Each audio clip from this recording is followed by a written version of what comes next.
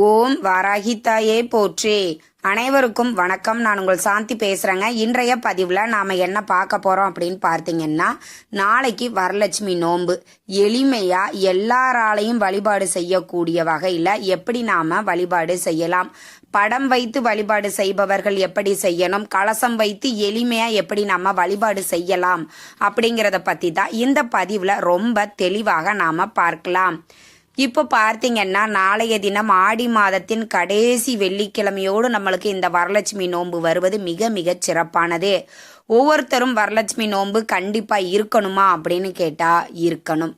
ரொம்ப விசேஷங்க. முதல்ல இந்த வரலட்சுமி நோன்பு நாம் பூஜைகள் வழிபாடுகள் செய்தால் நம்மளுக்கு ஏற்படக்கூடிய நன்மைகள் என்னென்ன அப்படிங்கிறத முதல்ல சொல்லிடுறேன்.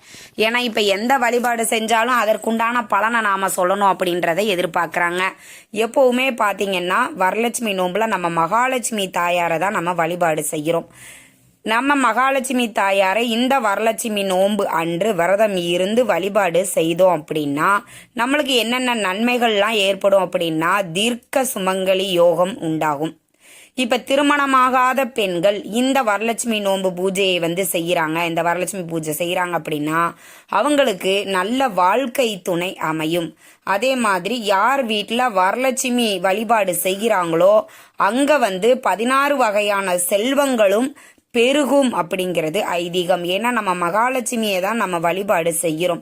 அப்ப மகாலட்சுமியை நம்ம வழிபாடு செய்யும் போது அவள்கிட்ட இருக்கக்கூடிய செல்வங்களை நம்மிடம் பகிர்ந்து கொள்வாள் அப்படிங்கிறது தான் இந்த வழிபாட்டினுடைய எளிமையான தாத்பரியம். அதனால எல்லாருக்குமே நம்மளுக்கு செல்வம் பண வரவு அப்படிங்கிறது வேணும் இல்லைங்களா? ஆக எல்லாருமே இந்த வரலட்சுமி பூஜையில் கண்டிப்பா செய்யுங்க.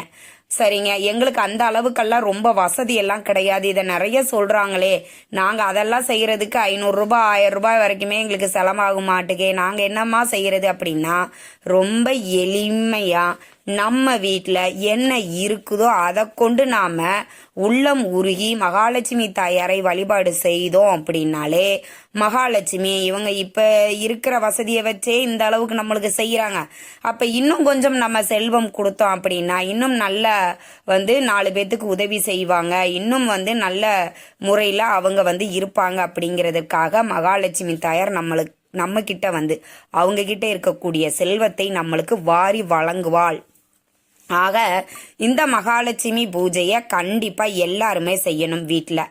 சரிங்க, இப்போ முதல்ல நம்ம படம் வச்சு எப்படி வழிபாடு செய்யணும். ஏன்னா நிறைய பேர் கலசம் வச்சா நிறைய செலவாகும், நிறைய பொருட்கள்லாம் வாங்கணும்னு சொல்றாங்க. எங்களாலே அப்படியெல்லாம் வாங்கி தர முடியாது அப்படிங்கிறவங்க கூட படம் வச்சு ரொம்ப எளிமையா நாம வழிபாடு செய்யலாம். முதல்ல படத்தை வச்சு எப்படி வழிபாடு செய்யணும்னு சொல்லிடுறேன்.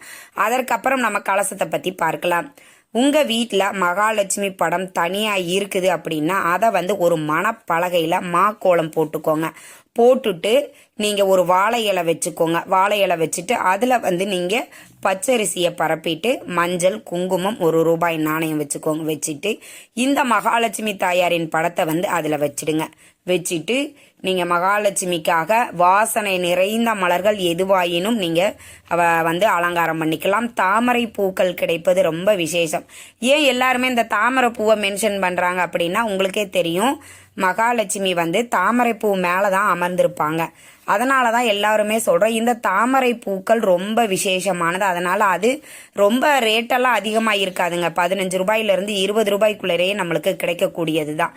அதனால நீங்க அதை 1 2 வாங்கி உங்களா வசதிகளுக்கு ஏற்ப நீங்க வாங்கி அலங்காரம் பண்ணிக்கோங்க. பண்ணிட்டு தீபங்கள் குத்து விளக்கு இருந்தா ஏத்திக்கோங்க. இல்லம்மா எங்க வீட்டுல மகாலட்சுமி விளக்கு தான் இருக்குது, இல்லைன்னா காமாட்சி விளக்கு தான் இருக்குது அப்படின்னா அந்த தீபத்தை நீங்க ஏத்தி கொள்ளலாம். எதுவுமே இல்லையா 2 பக்கம் அகல் விளக்கு ஏத்திக்கோங்க. ரொம்ப விசேஷம்தான். அதனால இதுக்கெல்லாம் பெருசா நான் போய் குத்து விளக்கு வாங்கணுமா காமாட்சி விளக்கு வாங்கணுமா அப்படிலாம் கிடையவே கிடையாது. நம்ம வீட்டுல என்ன இருக்குதோ அதை கொண்டு நம்ம இந்த வழிபாட்டை செய்யலாம். சரிங்க, இப்ப தீபங்கள் ஏத்தியாச்சு. இப்ப நெய்வேத்தியம் என்ன வைக்கணும் அப்படின்னு பார்த்தீங்கன்னா, 2 பழம், வெத்தலை பாக்கு, கொஞ்சம் மல்லிகை பூ.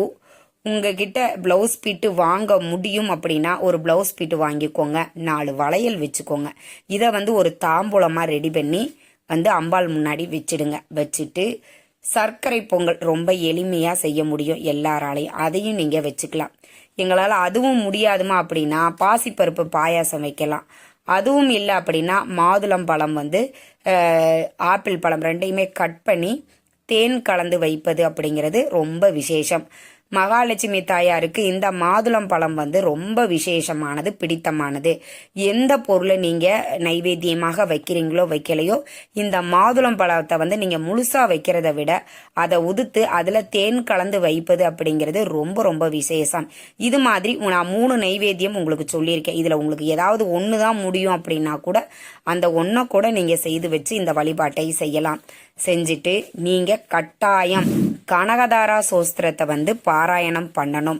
அதை வந்து எங்களால் சொல்ல முடியாதுமா, எங்களுக்கு படிக்க தெரியாது அப்படிங்கிறவங்க நீங்கள் யூடியூப்ல இப்போ வருது, அதை வந்து நீங்கள் பாட விட்டு அதை வந்து நீங்கள் கேட்கலாம். ரொம்ப விசேஷம்.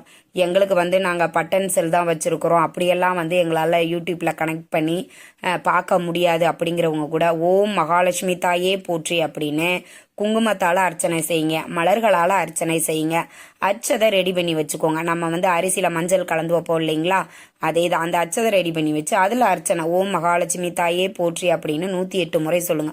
உங்களுக்கு என்ன முடியுதோ, என்ன தெரியுமோ, இல்லைன்னா அபிராமி அந்தாதி பாராயணம் பண்ணுவது கூட சிறப்பான ஒரு பலனை நம்மளுக்கு தரும். அதனால உங்களால் என்ன முடியுமோ அதை வந்து நீங்கள் பாராயணம் பண்ணிட்டு மகாலட்சுமி கிட்ட மனதார பிரார்த்தனை பண்ணிக்கோங்க. எங்க வீட்டில் என்றென்றைக்கும் செல்வம் நிறைந்து இருக்கணும், நிலைத்து இருக்கணும், நீயே தாயா எனக்கு அருள் புரியணும், என்னுடைய அறிவுக்கு எட்டின அளவுக்கு நான் இந்த பூஜைகளை செய்து கொண்டிருக்கிறேன். இதை ஏற்றுக்கொண்டு எங்களுக்கு நல்ல வாழ்க்கையையும் ஒரு பொருளாதார நிலையையும் நீங்க மேம்படுத்தணும் அப்படின்னு மனதார பிரார்த்தனை பண்ணிட்டு உங்களுடைய பூஜையை நீங்க நிறைவு செய்து கொள்ளலாம். உங்க வீட்டுக்கு அருகில் இருக்கக்கூடிய சுமங்கலி பெண்களை அழைத்து இந்த பூஜையை உங்களால செய்ய முடியும் அப்படின்னா அவங்கள அழைச்சிட்டு ரிட்டன் கிஃப்ட் எல்லாம் நிறைய கொடுக்குறாங்களேம்மா, எங்களால் அந்த அளவுக்குலாம் கொடுக்க முடியாது அப்படிங்கிறவங்க கூட வெத்தலை, பாக்கு, கொஞ்சமா பூவு, உங்களால் என்ன 11 ரூபாய் வச்சு கொடுக்க முடியுமா தாராளமாக வச்சு கொடுக்கலாம். அந்த மாதிரி கூட மஞ்சள், குங்குமம், கயிறு, இது வந்து நீங்கள் ரிட்டன் கிஃப்டாக கொடுத்துக்கலாம். இது எல்லாராலையும் ரொம்ப எளிமையாக கொடுக்க முடியும். எங்களுக்கெல்லாம் அதுவும் கொடுக்க முடியாது அப்படிங்கிறவங்க ஒன்றும் பிரச்சனை இல்லை. மகாலட்சுமி கிட்ட மனதார பிரார்த்தனை பண்ணிட்டு காலில் விழுந்து நமஸ்காரம் பண்ணிக்கோங்க. இதில் இன்னொரு முக்கியமான விஷயத்த நான் சொல்ல மறந்துட்டேங்க. நோன்பு சரடு. இப்போ நம்ம நோன்பு சரடுல வந்து ஒரு மல்லிகைப்பூவை வச்சு கட்டி இதையும் நீங்க மகாலட்சுமிக்கு படத்துக்கு முன்னாடி நீங்க வச்சிடணும். இந்த வழிபாட்டை எல்லாம் முடிச்சிட்டு அந்த நோன்பு கயிறை வந்து உங்க வீட்டுல குழந்தைங்க, பெரியவங்க, வயதானவர்கள் யாராக இருந்தாலும் கைகளில் கட்டி கொள்ளலாம். ரொம்ப ரொம்ப விசேஷமானது. இந்த நோன்பு சரடையும் நீங்க கட்டாயம் கட்டி கொள்ள வேண்டும். இப்படி ரொம்ப எளிமையா இந்த வழிபாட்டை நீங்க வந்து தாராளமாக செய்யலாம். சரிங்க, நாங்க கொஞ்சம் ஒரு கலசை வச்சு ஆனாலும் ரொம்ப எளிமையா நாங்க எங்களால முடிஞ்ச அளவுக்கு நாங்க வழிபாடு செய்யலான்ட்டு இருக்கிறோம் அப்படிங்கிறவங்க இதுல வந்து அரிசி வச்சு வழிபாடு செய்யறவங்க தான் நிறைய செய்வாங்க. நீர் வச்சு வழிபாடு செய்வதை விட அரிசி வச்சு வழிபாடு செய்வது மிக மிக உத்தமம். ஒரு கலசம் எடுத்துக்கோங்க. அதை வந்து எவர் சில்வரை மட்டும் தவிர்த்துடுங்க. மண்கலயம் இருந்தால் கூட போதும்.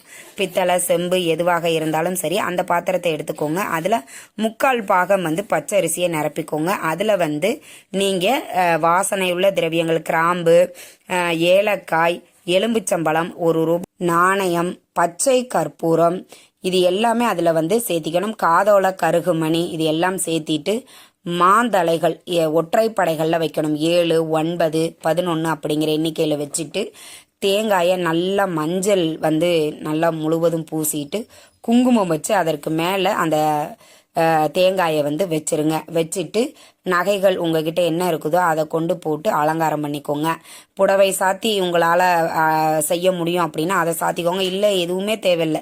இந்த கலசமே ரொம்ப எளிமையாக நம்ம வச்சுக்கலாம். வச்சுட்டு இப்போ நான் சொல்லக்கூடிய முதல்ல படம் வச்சு என்னென்ன நெய்வேத்தியங்கள்லாம் சொன்னேனோ அதே முறைகளில் நீங்கள் இந்த வழிபாட்டை செய்யலாம். இப்படி எல்லாராலையும் எளிமையாக செய்யக்கூடிய இந்த வரலட்சுமி பூஜைகள் வந்து எல்லாருமே செய்யலாம்.